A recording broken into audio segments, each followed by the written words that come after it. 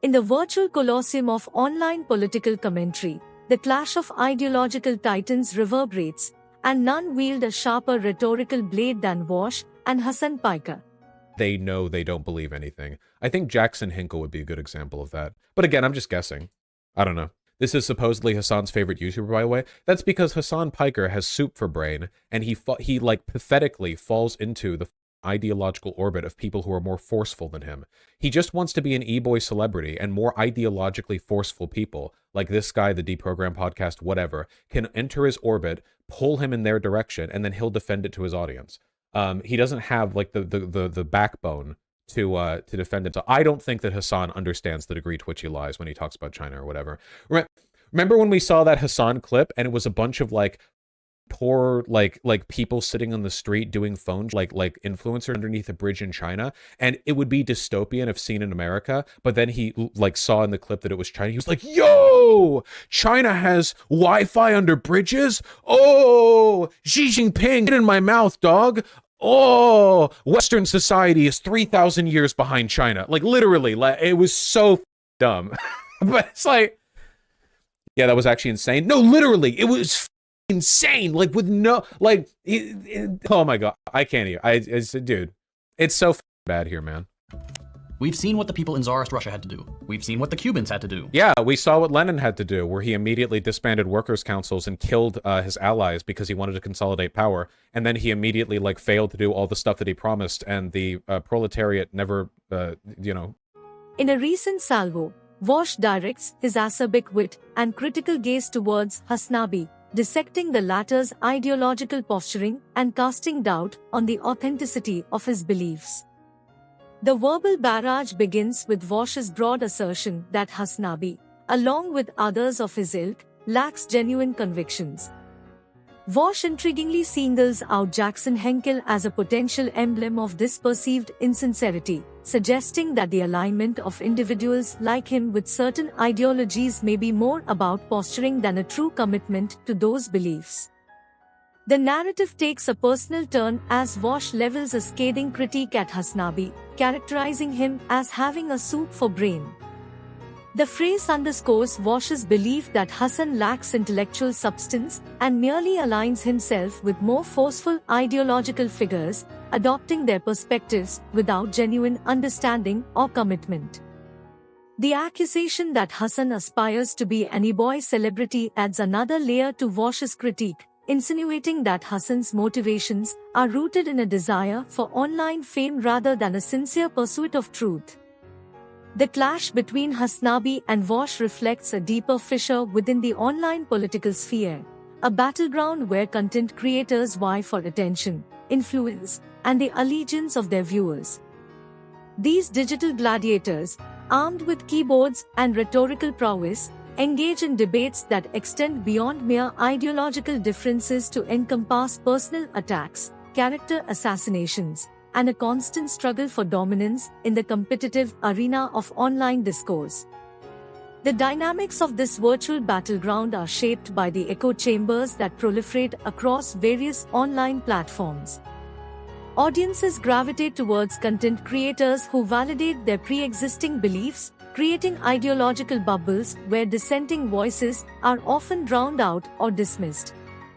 In such an environment, clashes like the one between Hasanabi and Vaush become emblematic of the broader polarization that characterize the online political landscape. Moreover, the online political realm is not just a space for intellectual debate.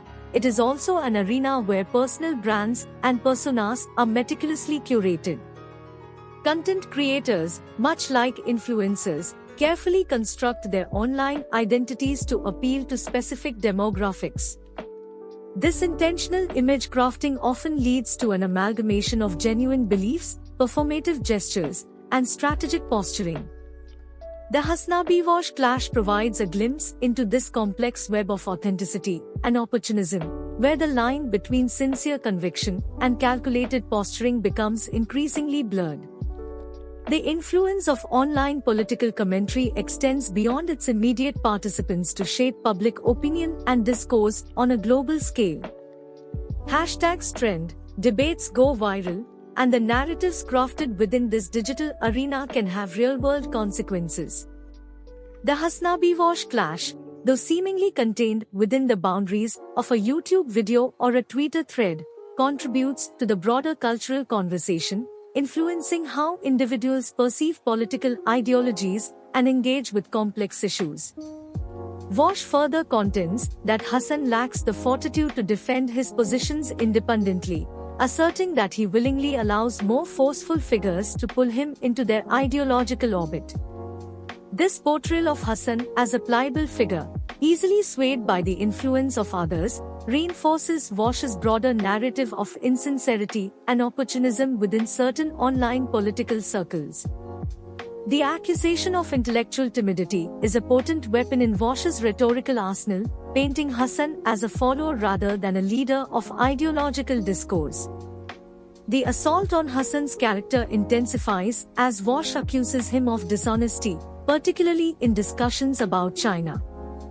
Vaush recalls a specific incident where Hasan misinterpreted a scene in China, praising the country's advancements, including Wi-Fi under bridges. The mocking tone reaches its zenith as Vaush imitates Hasan's exaggerated praise of China, portraying it as naive and uninformed. Through this mockery, Vaush seeks to undermine Hasan's credibility, framing him as intellectually inferior and prone to hyperbolic statements that betray a lack of critical thinking. Vaush then delves into a specific incident where Hasan unfavorably compared Western society to China, suggesting that the latter was millennia ahead. The term insane is wielded by Vaush to describe this perspective, emphasizing the perceived absurdity of Hasan's stance. The essayistic thrust here lies in Vaush's skillful deconstruction of Hasan's assertions, painting them as ludicrous and indicative of a profound lack of critical analysis. In the aftermath of Vaush's scathing critique, Hasanabi supporters may marshal a series of counterarguments to challenge the veracity and fairness of Vaush's accusations.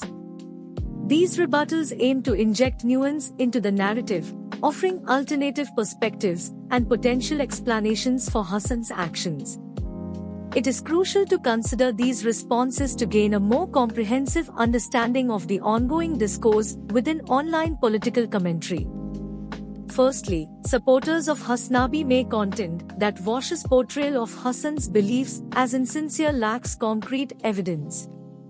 They might argue that political evolution and ideological shifts are not uncommon, and it is plausible that Hasan's views have genuinely evolved over time.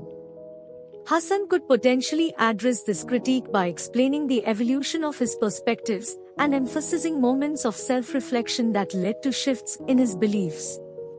Furthermore, Hasan's defenders may argue that Vaush's characterization of him as an e-boy celebrity seeking online fame oversimplifies the multifaceted motivations behind Hasan's content creation. They might contend that Hasan's primary goal is to engage in political discourse and bring attention to social and economic issues, rather than mere pursuit of celebrity. Hasan could potentially respond by highlighting the substantive nature of his content and the impact he aims to achieve through his platform. In response to accusations of lacking intellectual fortitude, Hasan's supporters might argue that seeking guidance from other knowledgeable individuals is a sign of humility and an attempt to refine one's understanding of complex issues. Hasan could defend his collaborative approach by emphasizing the importance of learning from diverse perspectives within the broader leftist movement. Regarding the China-related criticism, Hasanabi's defenders may argue that misinterpretations or misrepresentations in discussing foreign affairs are common, especially in the fast-paced world of online commentary. They could posit that Hasan may not have intended to glorify China, but was emphasizing a specific aspect without fully endorsing the entire political system. Hasan might respond by clarifying his intentions and expressing a commitment to providing accurate information in future discussions. On the issue of historical parallels, Hasan's supporters may argue that likening his perspectives to Lenin's actions oversimplifies complex historical events. They might contend that drawing parallels between different contexts may not be entirely apt and that Hassan's positions can be nuanced when thoroughly examined. Hassan could potentially address this by offering a more detailed explanation of his historical viewpoints. In terms of audience perception, Hasanabi supporters might highlight the diversity of opinions within his community, illustrating that not all viewers interpret his content in the same way. They may argue that Vaush's critique represents a minority viewpoint and that Hassan's audience values the diversity of opinions presented on his platform.